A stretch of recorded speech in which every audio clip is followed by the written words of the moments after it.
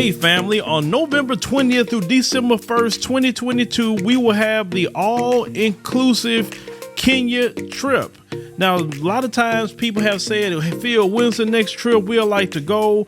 I want to see Africa for myself, but this is the time to go. Everything will be taken care of. All excursions are paid. You can do monthly payments. You know, they'll have safari and a 6-city tour. You will see Charlie Island, which is something that we did not see last time on the tour. This tour will be 12 days instead of 7 days. So make sure to secure your place on the trip by going to www.wbsvs.com, make your deposit, and then you can start making your payments, and we'll see you in Kenya. Hello everyone, it's me, Demetra Kaye of the Demetra Kaye Show here on YouTube and a proud contributor of the African Diaspora News Channel. If you could please do me a favor and subscribe to all channels and like this video, I would greatly appreciate it. So just recently, a Chinese man by the name of Sun Sejun was sentenced to 20 years for beating his employees. Now, I can't show you the video because it's kind of graphic, but you can see some pictures here where he was beating his employee about the head. It looked like it was a rope or something, so he hit him in the head and, you know, all over his body and that kind of thing. And it said that he did it to 3 other men as well. And so somebody thought it was a good idea to record it and put it out there. And so again, he was sentenced to 20 years. Now his accomplice, Renzaho Alexis, was also sentenced to 12 years for his role in beating the men. Okay, so they worked at a, I guess a mining plant where they are looking for cassiterite, which is a mineral that makes tin, like tin foil and things like that.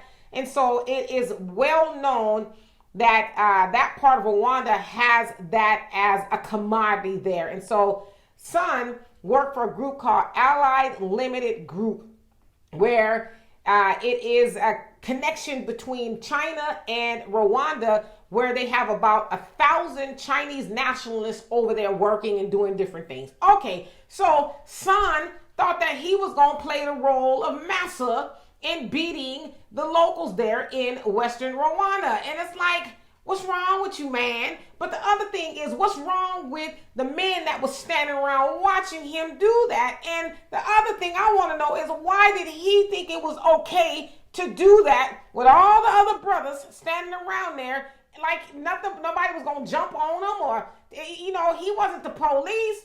He's the foreman on the site. He's the overseer, if you will, the supervisor. So it wasn't like he was the law, and they allowed him to tie these men up and beat them. We gotta rearrange our understanding, not over just in Africa, but over here too, because we watch some pretty heinous things happen to our people, and we stand back and film, or, you know, we kind of scared to do something about it. But like we black people, we taking L's if we're allowing that the white man is doing it. Now the Asians are like, hey, you know, we'll treat them like slaves too, because that's some stuff like straight out of slavery, to watch him whip him. Now he said, he being Sun, that, oh, he was tired of the men stealing the minerals. It's like, wait a minute now.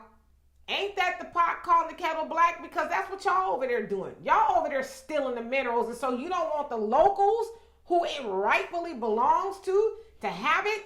And so you think that it is your duty to subject them and beat them and get them right. Now, he told the judge, he being Sun, well, I gave them, you know, 1 million Rwandan francs, which equals about 1,000 American dollars, and wrote a letter of reconciliation, basically saying, hey, I'm sorry, we cool, okay, let's dap it up, and, you know, let's get back to business. But the judge was like, nah, because what you did was malicious. You know, beating them for allegedly stealing, that ain't your job. If they're stealing, call the man or the police or the authorities or whatever they got going on over there, but that ain't your job. He also admonished Sun and the other guy, saying, y'all know when y'all come over here, y'all being Chinese, that y'all not supposed to be doing that. Y'all got laws that y'all got to abide by too. You can't come over here and just go willy-nilly and act like massa up in here and do things like whip the employees. So good that he's going to be doing 20 years. Now, hopefully his people, when I say his people, the Chinese government don't intervene and say, well, you know, we need to get him out, this, that, and that. Hopefully they let him sit up in there for 20 years, hard labor, for doing what he did. And if for whatever reason they, the Chinese government wants to get him out, Rwanda should say, okay, if y'all want to get him free or whatever, and him not be punished for what he did, then y'all all leave from over here. And we'll send him back, but we're going to send all of y'all back, and we're going to sever our ties business-wise with y'all. If y'all think that's okay, that one of your people is coming over here and being, cruel and unusual to the locals here. So anyway, good. For more insightful commentary, please subscribe to this channel and my channel, The Demetra Kaye Show, here on YouTube. Peace. Hello, everyone. Please make sure you subscribe to the African Diaspora News Channel app on these platforms.